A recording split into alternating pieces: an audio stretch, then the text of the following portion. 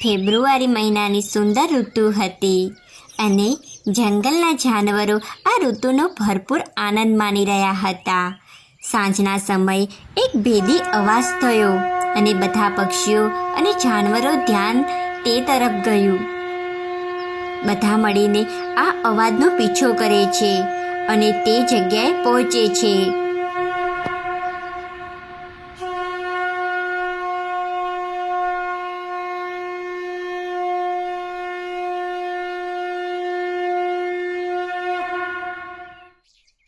અરે ચકલી બેન, આ અવાજ આ ગુફામાંથી આવી રહ્યો છે.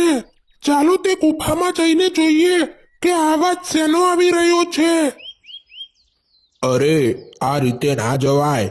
ખબર નહીં કોઈ મોટું જાનવર હોય તો પછી આપણે બધા મોટી સમસ્યામાં આવી શકીશું. જો પોપટભાઈ, આ રીતે ના જવાય, કેમ કે આપણા જંગલમાં પહેલી વખત આવો અવાજ આવી રહ્યો છે. મને તો ખૂબ જ ડર લાગે છે. અરે આ કેવો ભેદી અવાજ છે. અરે કાગડાભાઈ, એમ કરી આપણે બધા જ સાથે જઈએ, જેથી કરીને કોઈ સમસ્યા હશે તો આપણે બધા સાથે મળીને તેનો ઉકેલ ત્યાં જ લાવી શકીશું. કેમ કે આપણે આ અવાજને ભેદ પારખવો જરૂરી છે. નહીં તો આપણા જંગલમાં કોઈ મોટી સમસ્યા આવશે તો પછી શું કરીશું? હા ચકલી બેન, તમારી વાત સાચી છે. આપણે બધાએ સાથે મળીને ત્યાં જઈને જોવું જોઈએ કે અવાજ આ શેનો આવી રહ્યો છે.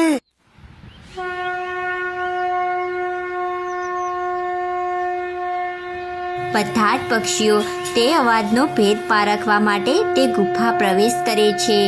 ત્યાં જોયું તો જંગલમાં એક સાધુ મહારાજ તેમના મોઢેથી શંખ ફૂંકી રહ્યા હતા.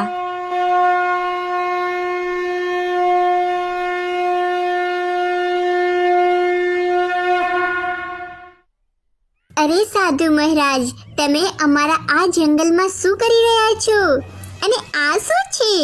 તે પથ્થર ઉપર શિવલિંગની આકૃતિ બનેલી હતી. અરે પથ્થરમાંથી બનેલી આ આકૃતિને જુઓ.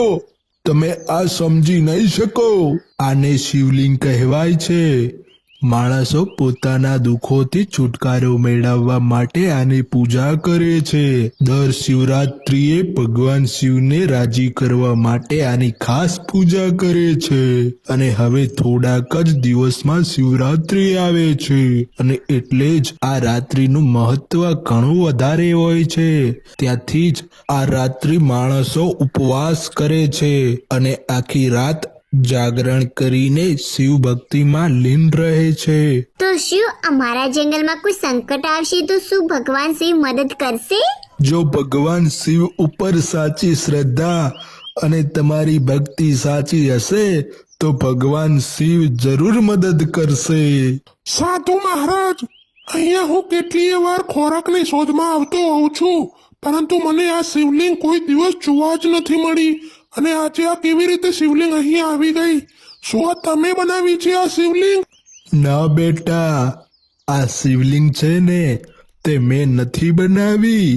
પરંતુ બેટા, જ્યારે દર શિવરાત્રિ આવે છે ને ત્યારે તમારા આ જંગલમાં આ ગુફામાં શિવલિંગ પ્રગટ થાય છે અને ત્યારે હું દર શિવરાત્રિએ અહીંયા આ શિવલિંગની પૂજા કરવા માટે આવું છું.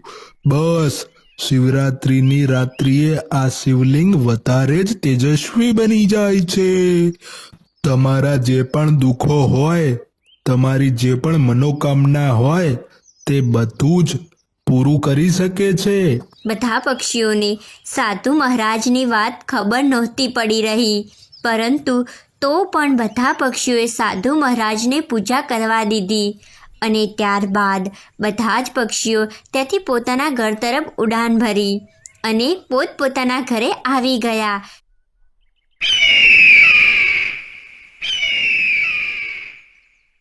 અરે સાથીઓ, આપણા વિસ્તારમાં હવે બધા જ પક્ષીઓનો શિકાર કરી લીધો છે અને ત્યારે હવે આપણા વિસ્તારમાં કોઈ પક્ષી બચ્યું જ નથી અને એટલે જ હવે આપણા વિસ્તારમાં શિકાર મળવો ખૂબ જ મુશ્કેલ બની ગયો છે અને આપણે બધા જાણીએ છીએ કે આપણે લગભગ 3 દિવસથી ભટકી રહ્યા છીએ પરંતુ આપણને કોઈ જ આપણા વિસ્તારમાં હવે શિકાર મળ્યો નથી. આ રીતે ચાલતું રહ્યું ને તો આપણે તો મોતને ભેટવાનો વારો આવશે અને આપણો તો નામો નિશાન મિટાઈ જશે. હા, પરંતુ આપણે આ રીતે પાંખ ઉપર પાંખ ધરીને ના બેસી રહેવું જોઈએ. આ સમસ્યાનું સમાધાન તો આપણે કંઈક શોધવું જ પડશે. અરે મને એવું લાગે છે કે આપણે આપણા જંગલમાં હજુ પણ એવા વિસ્તારો છે જ્યાં આપણે ક્યારેય ગયા જ નથી. મને લાગે છે કે આપણે તે વિસ્તારો તપાસ કરવા જોઈએ કેમ કે મને ત્યાં શિકાર મળશે તેવી સંભાવના લાગે છે અને ત્યાં આપણે ગમે તે કરીને તપાસ કરીને આપણે શિકાર કરવું જ પડશે કેમ કે આપણી ભૂખ ત્યારે જ મીટશે. તો પછી એક કામ કરીએ, બાકી જે પણ હવે વિસ્તાર બાકી રહ્યા છે ને તે બધા જ વિસ્તારમાં આપણે એક એક કરીને તે વિસ્તારમાં જોવા જઈશું અને ત્યાં જઈને કોઈ શિકાર નજરે પડે કે કોઈ એવો વિસ્તાર આપણને જોવા મળે તો તેની જાણકારી લઈને અહીંયા ફરીથી ભેગા થઈશું અને ત્યારે આપણે નિર્ણય લઈશું કે તે વિસ્તારમાં શું કરવું છે. બધા જ શિકારી પક્ષીઓ અલગ અલગ થઈને અલગ અલગ વિસ્તારોમાં નીકળી પડે છે. ત્યારબાદ થોડાક સમય બાદ એક શિકારી પક્ષી ચકલીબેનના વિસ્તારમાં આવી પહોંચે છે. ત્યાં જઈને જુએ છે ત્યારે તો ત્યાં બધા જ પક્ષીઓ તેને નજર પડે છે. શિકારી પક્ષી ત્યારબાદ તે વિસ્તારમાં અલગ અલગ જગ્યાએ ઉડીને બધી જ માહિતી એકત્રિત કરીને પોતાના મગજમાં સાચવીને તેના વિસ્તારમાં પાછો ફરે છે અને ત્યારબાદ બધા જ શિકારી પક્ષીઓ રાત થતાં થતાં ભેગા થાય છે. ચાલો હવે બધા એક એક કરીને જે વિસ્તારમાં ગયા હોય તેની માહિતી આપો. અરે ઓ, તું ક્યાં ગયો હતો? અરે હું ઉત્તર દિશામાં ગયો હતો પરંતુ તે વિસ્તારમાં મને કંઈ જોવા ના મળ્યું. માત્ર ને માત્ર તે વિસ્તારમાં તો ખાલી માળાઓ છે અને 1-2 માળાઓ મેં તપાસ કરીને પણ જોયું પરંતુ તે માળાઓમાં તો ક્યારનાય પક્ષીઓ તેમના બચ્ચાઓ લઈને તો ત્યાંથી ઉડી ગયા હોય તેવું લાગતું હતું. અરે તું ક્યાં ગયો હતો? અને તને તો જોતા જ તું તો ખૂબ જ ખુશ લાગે છે. હા, હું દક્ષિણ દિશામાં ગયો હતો. દક્ષિણ દિશામાં આગળ વધ્યો એટલે મને પણ એવું લાગ્યું કે હવે આ વિસ્તારમાં પણ કંઈ નથી પરંતુ મને થયું કે લાઓને હજુ પણ વધારે તપાસ કર્યું અને ત્યારે હું તે વિસ્તારમાં વધારે તપાસ કરવા માટે ગયો અને ત્યારે મને તે વિસ્તારમાં ઘણા બધા માળાઓ તેમજ આજુબાજુ લીલુંછમ વાતાવરણ જોવા મળ્યું અને એટલું જ નહીં પરંતુ તે વિસ્તાર તો અલગ અલગ પ્રકારના જાનવરો પણ રહે છે અને તે વિસ્તારમાં શિકારની કોઈ કમી નથી. તો પછી હવે વાર નથી કરવી, અત્યારે જ આપણે બધા નીકળીએ. અરે ઊભા રહો, હું તમને એક વાત કહેવાની તો ભૂલી ગયો. વિસ્તારના પક્ષીઓ તો ખૂબ જ હોશિયાર લાગે છે કેમ કે તેઓ પોતાના માળાઓ અને પોતાના ઘર ખૂબ જ મજબૂત બનાવ્યા છે. આપણે બધા સાથે મળીને તેઓનો એક માળા ઉપર હુમલો કરવો જોઈએ જેથી કરીને આપણે શિકાર તેમનો કરી શકીએ અને એટલું જ નહીં પરંતુ તે વિસ્તારમાં એક મોટો બાજ છે, તે તેમનો રાજા છે, તે પણ તેમની રક્ષા કરે છે પરંતુ તે 2-3 દિવસથી બહાર ગયો છે. તે પાછો ફરે તેના પહેલા આપણે તે બધા જ પક્ષીઓનો શિકાર કરવો પડશે. બધા જ શિકારી પક્ષીઓ દક્ષિણ દિશામાં આગળ વધવા લાગે છે અને ત્યારબાદ થોડાક સમય બાદ તેઓ તે વિસ્તારમાં આવી પહોંચે છે અને ત્યાં એક માળા ઘર ઉપર હુમલો કરી નાખે છે.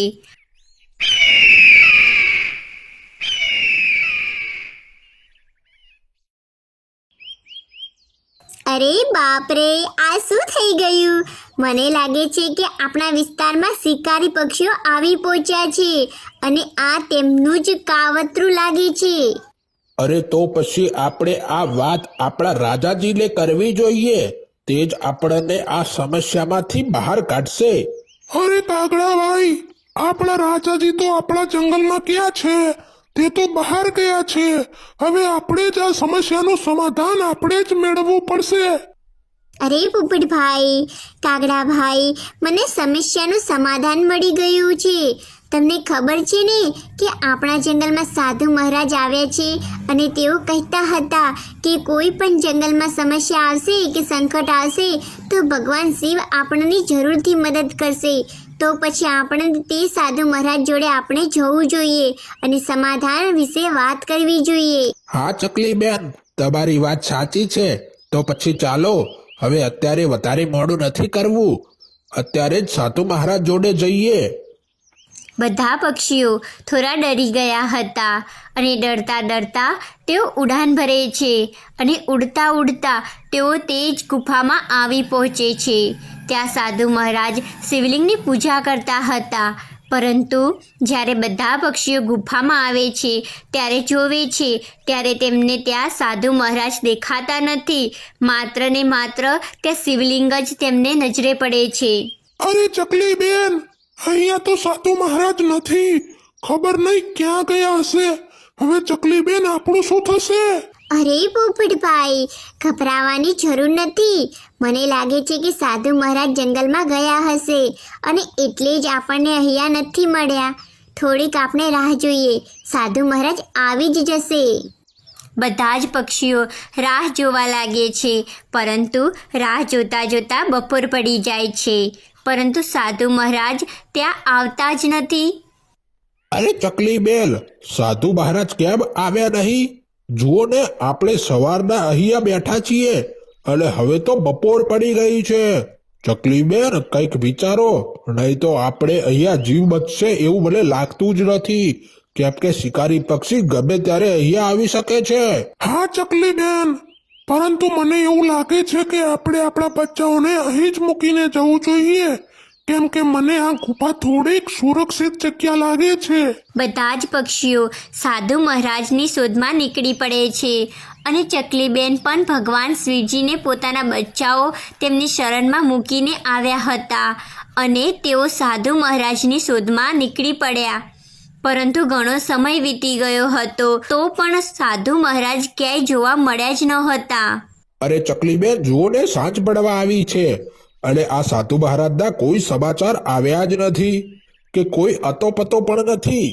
અરે ચકલી બેન, સાધુ મહારાજને છોડો. ત્યાં જુઓ, શિકારી પક્ષીઓ અહીંયા જ આવી રહ્યા છે અને તેઓએ આપણને જોઈ લીધા છે. ચાલો જલ્દીથી અહીંયાથી ઉડો. બધા જ પક્ષીઓ પોતાનો જીવ બચાવીને ત્યાંથી ઉડાન ભરે છે અને તેઓ ખૂબ જ ડરેલા હતા.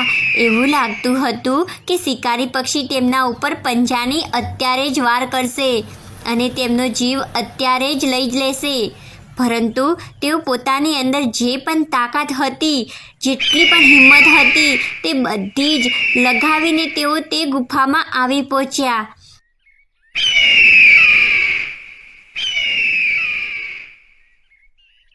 અરે આ બધા જ પક્ષીઓ આ ગુફામાં સંતાઈ ગયા છે. ચાલો હવે તેમનો શિકાર કરી લઈએ અને આપણી ભૂખ મિટાવી દઈએ. બધા જ શિકારી પક્ષીઓએ ગુફામાં પ્રવેશવાનું નક્કી કર્યું. પરંતુ પ્રવેશતા જતાં જ એક જોરદાર શંખની ધ્વનિ તે ગુફામાંથી બહાર આવવા લાગી અને તે ધ્વનિની સાથે સાથે એક પ્રકાશ પણ બહાર આવતો હતો અને આ પ્રકાશ બીજો કંઈ નહીં પરંતુ જે ભગવાન શિવની જે શિવલિંગ હતી તેમાંથી જ પ્રગટ થતો હતો અને આ શંખ પોપટભાઈ વગાડી રહ્યા હતા અને બધા જ શિકારી પક્ષીઓ આ તેજસ્વી તેજમાં આવતા જ ત્યાં જ બળીને રાખ થઈ ગયા. ત્યારબાદ બધા જ પક્ષીઓના જીવમાં જીવ આવ્યો. અરે મમ્મી, આપણે બચી ગયા, આપણે બચી ગયા, આપણે ભગવાન શિવે બચાવી લીધા. મમ્મી, આપણે બચી ગયા. બધા જ પક્ષીઓ ખુશ હતા કેમ કે બધા પક્ષીઓ ઉપર ભગવાન શિવજીની કૃપા થઈ હતી. આમ બધા પક્ષીઓ શિવરાત્રિની તૈયારી કરવા લાગી અને ત્યારબાદ તેઓએ તો શિવરાત્રિના દિવસે ભગવાન શિવની પૂજા કરી અને આ શિવરાત્રિનો પર્વ ખૂબ જ ધૂમધામથી તેમના જંગલમાં ઉજવ્યું.